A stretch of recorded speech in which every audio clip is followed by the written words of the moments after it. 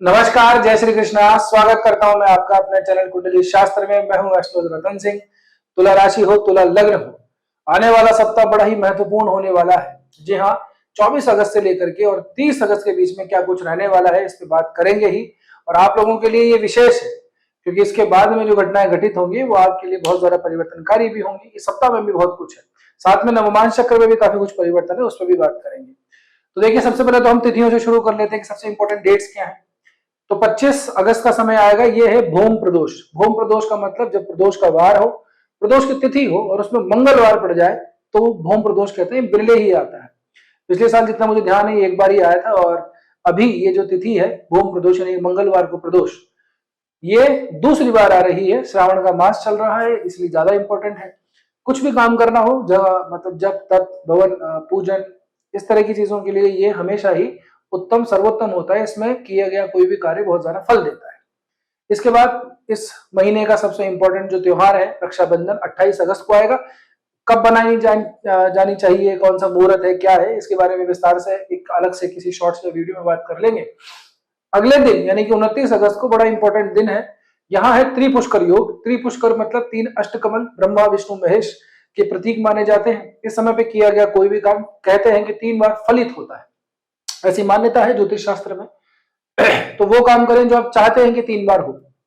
अगर आपने वो काम किया जो आप नहीं चाहते हैं कि 3 बार हो तो फिर दिक्कत हो सकती है। ये दो धारी तलवार है। तो शुभ काम कीजिए या देखिए, ऐसा काम जो आप मल्टीपल चाहते हैं, किसी से पैसे लेने हो, गाड़ी लेनी हो, कुछ भी अच्छा काम करना हो तो त्रिपुष्कर योग में करना चाहिए। ठीक है, अब देखिए इस महीने के आखिरी सप्ताह के दौरान अगस्त का महीना क्या करने वाला है जाते जाते आप लोगों के लिए। एक एक करके बात कर लेते हैं। सबसे पहले करियर से ही बात करते हैं। तो करियर की पॉइंट ऑफ व्यू से स्थितियों को अगर देखें तो यहाँ पे अभी गुरु महाराज चल ही रहे हैं आपके, और अब तो ना तो अस्त है ना वक्री है। आश्लेषा नक्षत्र के प्रथम चरण में है। तो नवमांश चक्र में देखेंगे तो धनु राशि के अंदर पड़ते हैं। यहाँ पे एक विशेष बात मैं बताऊं, क्योंकि शनि और गुरु नवमांश चक्र में, सामान्य नहीं, नवमांश चक्र के अंदर शनि और गुरु दोनों की धनु राशि पे युति हो रखी है। शनि आप लोगों के लिए भी छठे भाव में है, नवमांश चक्र में तीसरे भाव के अंदर या तीसरे भाव की राशि में चला गया। क्या इंपैक्ट है इसका? देखिए, करियर के पॉइंट ऑफ व्यू से चीजें ठीक है, बहुत ठीक है, मतलब अपॉर्चुनिटी भी ठीक है, खास करके उन लोगों के लिए जो लोगों को कंसल्ट करते हैं, हीलिंग करते हैं, या एचओडी वाली पोस्ट के ऊपर है, किसी डिपार्टमेंट को रूल करते हैं, जहाँ पे अथॉरिटेरियन चीजें हाथ में आती हैं। ऐसे लोगों के लिए अभी का समय बहुत बढ़िया चल रहा है। ऐसे समय पे लिए गए जो भी डिसीजन है बहुत लॉन्ग टर्म के लिए फॉलो होता है। ठीक है ना, क्योंकि गुरु की दृष्टियों के भी अगर संबंध देखते हैं तो भी ठीक है, इट्स ओके, बढ़िया ही है। एक्चुअली यहाँ से देखा जाए तो पूरा का पूरा जो अर्थ त्रिकोण है, यानी कि दूसरा, छठा और दशम भाव, इसको अर्थ त्रिकोण कहते हैं। धर्म अर्थ काम मोक्ष, पूरी फिलॉसफी को समझा जा सकता है ज्योतिष के माध्यम से। तो गुरु की जो दृष्टियां हैं इन चीजों के ऊपर भाव पड़ता है, द्वितीय भाव पे, छठे भाव पे। और यहाँ पे तो वर्किंग जो कंडीशंस है, वर्किंग प्लेस है, वहां पे भी काफी कुछ स्थितियां काफी मजबूत है, आप लोगों के पक्ष में है। और साथ ही में आपकी जो स्वभाव है, आपका जो भी काम है, उसके अंदर इस तरह की चीजें जरूर आई होंगी जहां पे लोग थोड़े इंस्पायर हैं। अगर ऐसा नहीं हो रहा है तो इसका मतलब ये है कि गुरु की या तो कोई आपकी पत्रिका में अभी वर्तमान में कोई दशा नहीं चल रही, या फिर आपके गुरु जो है ठीक भाव में नहीं है, लगन के हिसाब से देखा जाए। बहरहाल, तो करियर के पॉइंट ऑफ व्यू से ठीक है। इसकी ग्रोथ तो अच्छी, बहुत बढ़िया है। सूर्य अभी यहाँ पे गोचर कर रहे हैं, केतु बुध के साथ में है। केतु ने अपनी ही जो है एक माया जाल से बुना हुआ था, बड़ी ही कह सकते हैं कि उसको अनसर्टेनिटी सी चीजें आई हुई थी, लेकिन सूर्य के अपने भाव में आने से आपको जरूर से इस समय पे जो है प्रोग्रेस जरूर से मिली होगी। आपका जो भी काम है उसके अंदर अगर आपकी जो भी प्रमोशन होना है, इंक्रीमेंट लगना है, या जॉब स्विचिंग का अगर कोई काम हो तो ये समय पे जरूर से होता है ना। तो सूर्य और गुरु से संबंधित जिन लोगों की दशांतर दशा अगर अभी आई हुई होगी या आने वाली भी है तो आप निश्चिंत रहिए कि आपका काम जरूर से होने वाला है। बुध को अगर देखा जाए तो इस सप्ताह के अंदर परिवर्तन नहीं है, नवमांश चक्र में बहुत परिवर्तन है। सप्ताह का जो आखिर का समय होगा ना, इस सप्ताह के आखिर के समय के अंदर शुक्र और बुध दोनों ही वर्गोत्तमी हो जाएंगे नवमांश में, यानी कि ये मूल में भी यही है और नवमांश में भी कन्या और सिंह राशि में ही मिलेंगे। क्या अंतर होगा इससे? एक तो आप लोगों के लिए जो 12वें भाव से संबंधित कुछ परेशानियां तकलीफें आ रही हैं, यहाँ से बहुत सारी चीजें शनि से संसद तक हो रही है। स्वास्थ्य को लेकर भी बड़ी चिंताएं रह रही होंगी अभी इस समय पे। न्यूरोलॉजिकल प्रॉब्लम रहती है, नसों में दिक्कत रहती है, या फिर शुगर बीपी थायराइड इस तरह की कोई चीजें हैं, प्रोस्टेट की चीजें वो काफी ट्रिगर हो जाती है। तो एक तो यहाँ पे थोड़ी सी राहत मिलेगी, एक तो सप्ताह के अंतिम समय में, खास करके शुक्रवार शनिवार और रविवार के आसपास। बुध के वर्गोत्तमी होने से मैं फिर से आप लोगों को कह रहा हूं कि अब तक भी अगर आपने प्रयास नहीं किया है अपने काम को आगे बढ़ाने का, अपनी जॉब को आगे बढ़ाने का, उसमें इंक्रीमेंट, उसका विस्तार करने का, स्विच करने का अगर आप चाहते हैं तो जरूर से कीजिएगा। ये समय है, फिर ये निकल जाएगा, फिर चीजें हाथ से निकल जाएंगी, ठीक है ना। आने वाला सप्ताह और भी बढ़िया होगा, लेकिन वर्तमान में भी चीजें आप लोगों के अनुकूल ही दिखाई देती हैं। चंद्रमा की दृष्टि से अगर देखेंगे तो शुरुआत में ही, यानी कि जो प्रथम दिन होगा, यहाँ पे चंद्रमा धनु राशि के अंदर आएंगे। दोनों के दोनों आप देखेंगे तो तीसरे और दशम भाव के अंदर राशि परिवर्तन बन रहा है। सोमवार का दिन होगा। ऐसे समय पे जो भी आप एफर्ट कर रहे हैं, जो भी आपने प्रयास किया, उसका रिजल्ट आपको क्विक प्रभाव से मिलेगा, तुरंत प्रभाव से मिलेगा, बिना डिले के। ये शुभ ही है, चिंता करने की बात नहीं है। उसके बाद में मंगलवार, बुधवार और लगभग गुरुवार का भी बहुत सारा हिस्सा रहेगा इस दिन में। ये गज केसरी योग बन रहा है गुरु और चंद्रमा के मिलने से, बहुत अच्छा योग है। तो ये संपत्ति वगैरह सृजित करने के लिए भी अच्छा समय है। बहुत से काम अगर अटके हुए रहते हैं हमारी प्रॉपर्टी से रिलेटेड करते हुए, या हमें बहुत सी ऐसी है कि यार ये चीज लेनी थी, नहीं ले पा रहे हैं, तो ये जो समय है बहुत ज्यादा उत्तम है, अच्छा है। गजकेसरी योग अपने आप में बहुत शुभ माना जाता है और ये पूर्ण और स्पष्ट रूप से गजकेसरी योग बन रहा है। इसमें किसी भी तरह की कोई परेशानी नहीं है। इवन ये इतना अच्छा गजकेसरी योग है जो बिरले ही प्राप्त होता है, ठीक है ना। क्योंकि कुछ हर एक योगी की कंडीशंस होती हैं, सारी कंडीशन यहाँ पे फॉलो होती है। तो सप्ताह का आधा तो ये से हमारा ठीक रहा। उसके बाद में चंद्रमा राहु के साथ में मिलेंगे 5th हाउस के अंदर। ये कई मामलों के अंदर आपको मानसिक थोड़ी सी परेशानी दे सकता है, उथल पुथल दे सकता है। कहने का तात्पर्य ये है कि जैसे आपने विचार किया या आप कुछ काम करने जा रहे हैं, तो उसमें जो है आइडियाज या थॉट्स जो है बहुत सारे एक साथ आते हैं, डिसीजन मेकिंग थोड़ी सी डाउन हो जाती है, या कंफ्यूज आदमी बहुत ज्यादा हो जाता है कि क्या करना चाहिए। रिलेशनशिप वालों के लिए भी यहाँ पे जो है बहुत ज्यादा चीजों को स्ट्रेच नहीं करना चाहिए, नहीं तो क्या है, अंडरस्टैंडिंग जो क्रिएट हो रखी है अच्छी खासी, वो मिसअंडरस्टैंडिंग में तब्दील होते देर नहीं लगती है। पढ़ने लिखने वाले बच्चों के लिए भी थोड़ा सा ऐसा है, कंसंट्रेशन वगैरह में थोड़ी सी प्रॉब्लम रहेगी, दिमाग थोड़ा भटकेगा बार बार इस समय पे। बहरहाल आगे बढ़ते हैं, तो शनि के साथ में चंद्रमा की युति होगी, ये रविवार का दिन होगा अंतिम। यहाँ तो मैं स्पेशली आप लोगों को कहूँ, वैसे संडे पड़ रहा है तो वैसे ठीक है, जो स्टॉक मार्केट वगैरह काम करते हैं, ट्रेडिंग का काम करते हैं, ब्रोकरेज वगैरह इस तरह के जो भी है, तो आप लोगों के लिए तो ये युति बिल्कुल भी ठीक नहीं है। तो कुछ एनालिसिस वगैरह भी करना हो तो थोड़ा सावधानी पूर्वक कीजिएगा। ऐसे समय पे पैसे से संबंधित लेन देन भी नहीं करना चाहिए, ठीक है ना।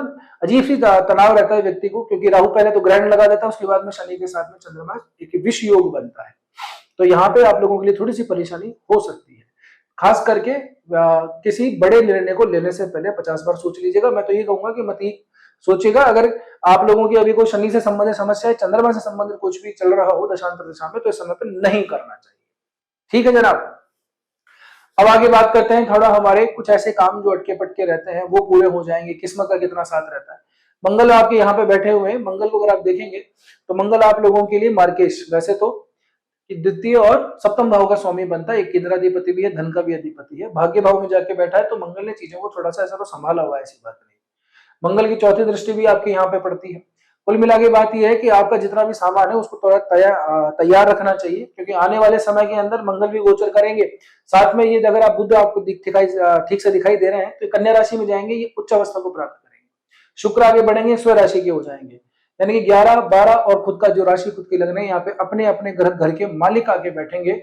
आने वाला जो महीना है वो बहुत जबरदस्त रहने वाला है, तो अपने सामान अपनी चीजों को थोड़ा सा रेडी करके रखिएगा। यात्राएं भी बिल्कुल बराबर से दिखाई देती हैं, ट्रैवल अच्छे खासे से हैं, खर्चे भी हैं, साथ साथ में पर्सनल ग्रोथ भी बहुत अच्छी खासी सी होने वाली है।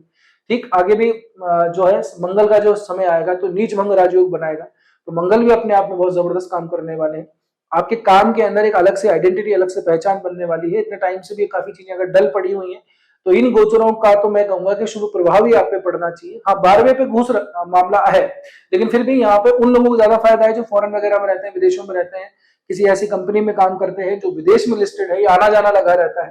तो ऐसे लोगों के लिए तमाम चीजें जो है हित में आ रही है। जिन लोगों का permanent citizenship like green card वगैरह है, वीजा है, बहुत सारी चीजें क्लियर नहीं होती है, बुद्ध का अगर सपोर्ट मिल गया तो इस समय पे आपका काम भी यहाँ पे हो जाता है। अब निर्भर करता है कि आपकी पत्रिका में कहाँ पे स्थितियां हैं, क्या दशा अंतर दशा चल रही है। एक एक व्यक्ति का तो हमें पता भी नहीं हो सकता, आप भी समझते हैं किसकी क्या दशा चल रही है, किसकी क्या नहीं चल रही। गोचरों का ये जो प्रभाव है ये जरूर पड़ता है और आपके ऊपर भी पड़ेगा ही। तो देख लीजिएगा, ट्रैवल वगैरह भी थोड़ा सा बना हुआ रहेगा, तो आप लोगों को थोड़ा सा जो सामान है, मतलब या चाहे यात्रा का सामान हो, चाहे जॉब स्विचिंग करने से थोड़े नए काम करने के लिए अपने मन को थोड़ा सा रेडी रखना हो, तमाम चीजों के हिसाब से थोड़ा तैयार रहना चाहिए। आने वाला जो समय है बहुत जबरदस्त है, इस सप्ताह के अंदर उसकी शुभगाहट आप लोगों को जरूर से दिखाई दे जाएगी।